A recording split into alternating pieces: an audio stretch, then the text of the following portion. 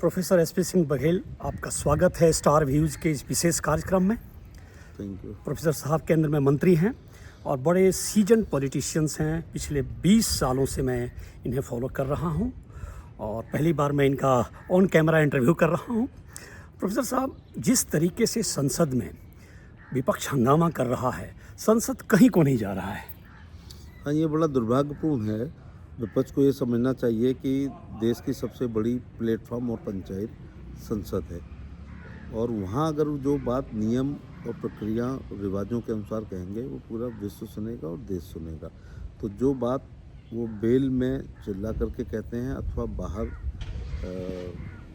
तख्ती वगैरह लेके या मास्क लगा करके कहते हैं, उस बात को उनको सदन में कहना चाहिए और माननीय सभापति महोदय और स्पीकर महोदय नियम और प्रक्रियाओं के तहत जरूर अवसर देगा जिस विषय पर हम चर्चा करना चाहते हैं। अपोजिशन की हठ धर्मिता है, सिर्फ एक मुद्दे को लेके वो लोग चल रहे हैं, अडानी अडानी अडानी। अडानी कोई जन सामान्य का मुद्दा नहीं है, आम आदमी का मुद्दा नहीं है, कोई व्यापारिक चीज़ है, ठीक है, उस पर बातचीत हो सकती है, लेकिन विपक्ष इस पर अड़ा हुआ है। आपको नहीं लग रहा है कि बच्चों की तरह ये हठ धर्मिता है? जब वो देख रहे हैं कि मोदी सरकार में किसी भी प्रकार की कोई काला धब्बा नहीं है, कुछ भी वो पिछले 10.5 साल में ढूंढ नहीं पाए हैं, तो हर बार इसी एक मुद्दे को लेकर के चले आते हैं। ये लुटियन जोन है, ये काजल की कोठरी है। उस काजल की कोठरी में मोदी जी 14 से हैं और एक काला धब्बा नहीं लगा। मुझे एक शेर याद आता है कि न मांझी न रहबर न हक में हवाएं है, कश्ती भी टूटी एक ऐसा सफ़र है, फ़कीरी का अपना अलग ही मज़ा है, न पाने की चिंता न खोने का डर है। तो उस व्यक्ति को न पाने की चिंता है न खोने का डर है और फ़कीर टाइप के, जैसे कोई एक फ़कीर होता है, परमहंस टाइप का होता है, औघड़ टाइप का होता है, उस टाइप के प्रधानमंत्री हैं। इसलिए कोई चीज़ नहीं ढूंढ पा रहे। जबकि कांग्रेस की शुरू की सरकार में कृष्णा मेनन का हो गया था, जीप घोटाला आ गया था, बोफोर्स आया है, 2G 3G, कोयला, कॉमनवेल्थ, पनडुब्बी आदि आदि होती रही, तो कोई चीज़ ढूंढ नहीं पा रहे हैं। इसलिए देश को जो है गुमराह करने के लिए इस प्रकार के से सदन को नहीं चलाते हैं। और एक बात और देख रहे हैं कि इस बार मैं देख रहा हूँ कि 2019 से संसद चलने की पूर्व संध्या पर या पूर्व सप्ताह में कोई अंतर्राष्ट्रीय एजेंसी की रिपोर्ट ऐसी सो कॉल्ड ले आते हैं जिसको लेकर के फिर सदन को हंगामा हो जाता है। प्रोफेसर साहब, सबसे बड़ी बात यह है कि प्रधानमंत्री के आगे पीछे तो कोई है नहीं, जो है सो राष्ट्र है। ये सब विदित बात है, ये बहुत बड़ा उनका यूएसपी है, इसका सबको सम्मान करना चाहिए।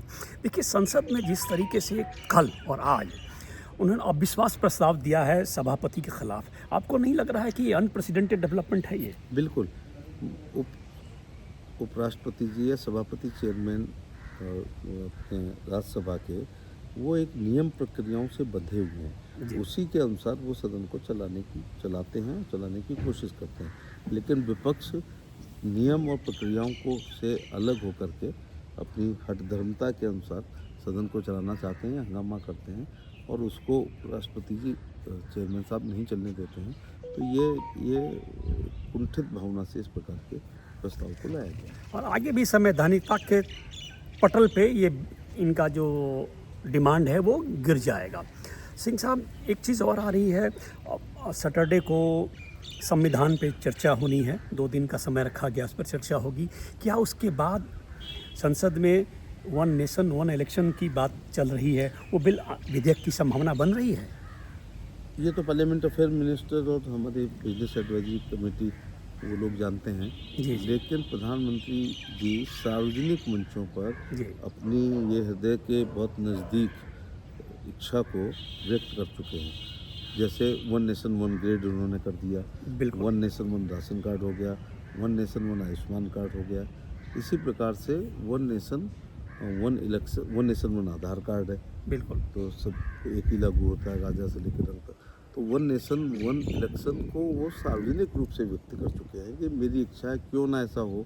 क्योंकि जब देखो ये देश में अब लोकसभा विधानसभा साथ में नहीं हो रही है बिल्कुल बरसों से, तो कभी लोकसभा का चुनाव तो कभी राज्यसभा का होता ही रहता है 2 साल में, तो विधानसभा का, कभी विधान परिषद का, कभी भूमि विकास बैंक का, कभी कोऑपरेटिव बैंक का, कभी उपचुनाव और कभी किसी राज्य का। फिर जो केंद्र से प्रधानमंत्री कोई भी हो, कोई योजना अच्छा साहब ये आपने यूपी को मद्देनजर रखते हुए बिल्कुल। ये वोट बैंक के लिए अभी इस समय जो बात अच्छी कल्याणकारी योजना आएगा तो उसका दिल्ली राज्य से संबंध पत्रकार लोग कर देंगे। तो एक बार इलेक्शन में जाएं, इलेक्शन से निपटें और 5 साल देश के विकास में सभी लोग लग जाएं तो ये हो सकता है। अच्छा है अगर वो नेशन वन इलेक्शन हो जाए। जी, जी। जब देखो आचार संहिता लगी रहती है, हम निधि नहीं बिल्कुल। खर्च कर पाते हैं, कर पाते हैं, सरकारी वाहन नहीं हो पाते इस्तेमाल हैं हो पाता है और तरह और तरह की बंदिशें तमाम आ तरह जाती की हैं। बंदिशें आ जाती आ हैं। जाती हैं, बिल्कुल। प्रोफेसर साहब एक और सवाल पूछूंगा मैं आपसे, आपका मंत्रालय कैसा चल रहा है? आने वाले दिन में अब वर्ष भी खत्म हो रहा है, नया साल शुरू होने वाला है, क्या एजेंडा है, क्या अच्छी चीज़ें करना मंत्रालय चाहते हैं? इतना अच्छा चल रहा जी, है। जी। प्रधानमंत्री जी के दिल के करीब जो एक और सपना है उनका, वो है किसानों की आय को दुगना करना। जी, तो किसानों की आय खेती से अगर दुगनी हो रही होती तो ये देश करोड़पतियों का देश होता। बिल्कुल खेती लगभग घाटे की रही है रही है। तो मोदी जी से पूर्व। यदि हम खाद, बिजली, पानी, डीएपी, यूरिया, कीटनाशक और अपने खेत में काम करने के अपने भी 300 रुपये लगा लें तो हम घाटे में जा रहे हैं। तो अब कैसे हो सकती है इनकम दुगनी? उत्तम किस्म का पशुपालन, मैं पशुपालन भी नहीं कहूँगा, जी, अच्छी ब्रीड का उत्तम किस्म का पशुपालन, मुर्गी पालन, मछली पालन, बकरी पालन, सुअर पालन, फूलों की खेती, फलों की खेती, औषधि खेती, प्राकृतिक खेती, ऑर्गेनिक खेती, ड्रिप इरिगेशन का इस्तेमाल करना और स्प्रिंकलर इरिगेशन इस्तेमाल करके पानी बचाना, लागत कम करना और नैनो यूरिया का उपयोग, नैनो डीएपी का उपयोग करके हम अपनी लागत को कम कर सकते हैं और यील्ड को बढ़ा सकते हैं। जी। तो संयोग है कि मैं पशुपालन, डेयरी और फिशरी भी हम लोग देख रहे हैं। देखते हैं। तो सेक्स सॉर्टेड सीमेंट के द्वारा कृत्रिम गर्भाधान इस समय हमारा बहुत फोकस है इस बात पर। बिल्कुल। और मैं आपकी बहुत ही देश की प्रतिष्ठित चैनल के माध्यम से देश के किसानों से कहना चाहूँगा कि ये जब आपकी गाय गर्भवती हो जाए, हीट पर हो, तो उसको कृत्रिम गर्भाधान के द्वारा वर्गीकृत विधि का इस्तेमाल करें और या तो साहिवाल या थार पारकर या हरियाणवी या गिर गाय की बछिया पैदा करें क्योंकि सेक्स सॉर्टेड सीमन से जो बच्चा जी। पैदा होगा वो 90% बछिया होगी। जी, जी। बछिया होगी तो 8-10 साल जब तक गर्भ धारण करेगी हमारे घर रहेगी। यदि बछड़ा पैदा हो गया, नंदी महाराज पैदा हो गए तो वो अनुपयोगी हैं, यूजलेस हैं, इसलिए वो प्राइसलेस हैं क्योंकि अब ना हल चल रहा है, ना रहट चल रही है, ना कोल्हू चल रहा है, बिल्कुल। ना दाएं हो रही है, ना बैलगाड़ी चल रही है।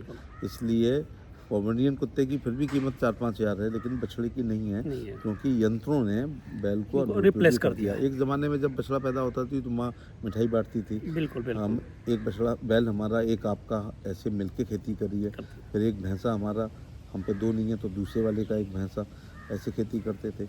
मदर इंडिया में देखो कि वो हमारी माँ जोत रही है और बेटे चला रहे हैं। वो चला रहे हैं। बिल्कुल। और आज दूसरी पीढ़ी में ही संजय दत्त हैं। तो दूसरी पीढ़ी तक ये फ़र्क हो गया कि ट्रैक्टर के आने से बैलगाड़ी चली गई, मेटाडोर के आने से बैलगाड़ी चली गई और ट्रैक्टर के आने से हल चला गया, थ्रेसर के आने से जो है दाएं चली गई और क्रेशर के आने से हमारा कोल्हू चला गया और पंपिंग सेट और मोटर और समर के आने से हमारा रहट और वो चला गया। इसलिए अभी जितनी देर हम बात कर रहे हैं जो गाय बच्चे पैदा कर रही होंगी तो 50% बछड़े हो रहे होंगे, वो हमारे ऊपर बोझ हो जाएंगे। एक ज़माने में ये होता था कि हम गरीब थे और चारागाह भी ज़्यादा था तो भी कसाई कभी गांव में नहीं आते थे और काऊ स्लॉटर एक्ट बहुत सख्ती के साथ पालित नहीं होता था।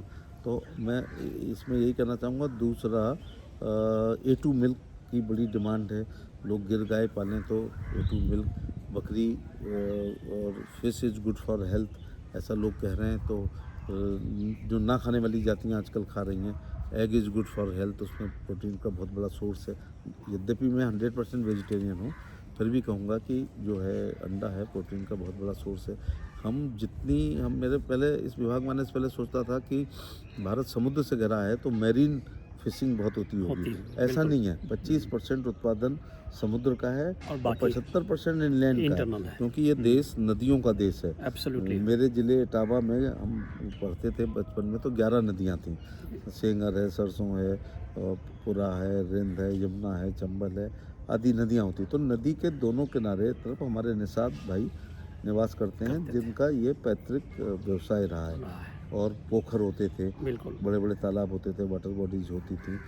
तो ये सारी चीज़ें आपके एजेंडे में है। किसान की इनकम दुगनी हो रही है और प्रधानमंत्री ने इनकम करना चाहते हैं तो केवल कहा नहीं है बल्कि कृषि मंत्रालय से निकाल के पशुपालन विभाग को आज़ादी के 65 साल बाद बनाया इंडिपेंडेंट और इंडिपेंडेंट डिपार्टमेंट डिपार्टमेंट बनाया, सेक्रेटरी बनाया, बिल्कुल। मिनिस्टर बनाया, फिशरी का डिपार्टमेंट बनाया। ब्लू रेवोल्यूशन उन्होंने, श्वेत क्रांति हो चुकी थी, हरित क्रांति हो चुकी थी, नीली क्रांति करके उन्होंने अब प्रधानमंत्री मत्स्य संपदा योजना में बहुत सारी सब्सिडी है नावों के लिए, वेसल्स के लिए, जाल के लिए, कोल्ड चेन के लिए।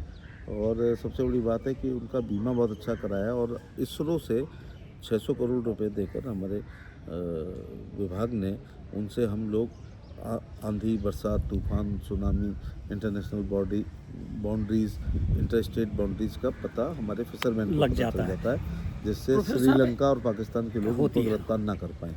एक और सवाल मैं करना चाहूँगा। आप उत्तर प्रदेश से आते हैं, ग्रास रूट के नेता हैं, मास लीडर हैं आप, बहुत दिनों से मैं आपको देख रहा हूँ। क्या आप बताएंगे कि क्या सत्ता का संघर्ष उत्तर प्रदेश और केंद्र में चल रहा है? बिल्कुल भी नहीं चल रहा है।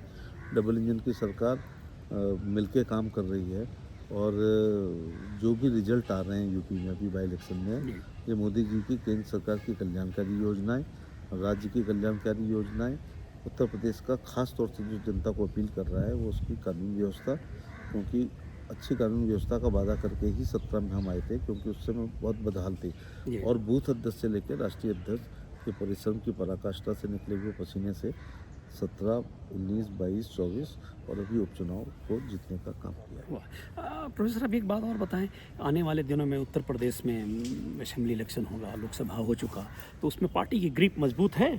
पार्टी की ग्रिप मजबूत है और अभी राजनीति छात्र के बच्चों को पीएचडी करना चाहिए बहजोई के ऊपर, कि जहाँ पर 65% मुस्लिम आबादी है तो वहाँ जीतना ही कठिन है, लेकिन जीते भी हैं तो 1,20,000 से ऊपर से जीते हैं। वो इस बात का प्रतीक है कि अब पार्टी सर्वग्राही और सर्वव्यापी हो गई है। तो बहजोई के ऊपर अब जो करहल हम लोग हारे हैं और एक सीसा मोड़, तो इसको तो हमेशा कभी भारतीय जनता पार्टी जीत नहीं पाई है। हाँ, वो राउंड बेल्ट रहा है वो। हाँ, तो एक बार केवल वहाँ पर भारतीय जनता पार्टी से जब सोबरन सिंह यादव लड़े थे तो जीते थे, लेकिन तुरंत ज्वाइन कर गए थे समाजवादी। सीसा मऊ को किसी भी लहर में भी हम लोग नहीं जीते, लेकिन बाकी 9 में से 7 जीतना, ये विधानसभा के पूर्व चुनाव की पूर्व संध्या पर एक हिसाब से ये एक ट्रेलर था। तो ट्रेलर से पता चल गया कि फिल्म चलेगी या हड़िया का चावल टटोला गया है और वो पूरी तरह से पक चुका है।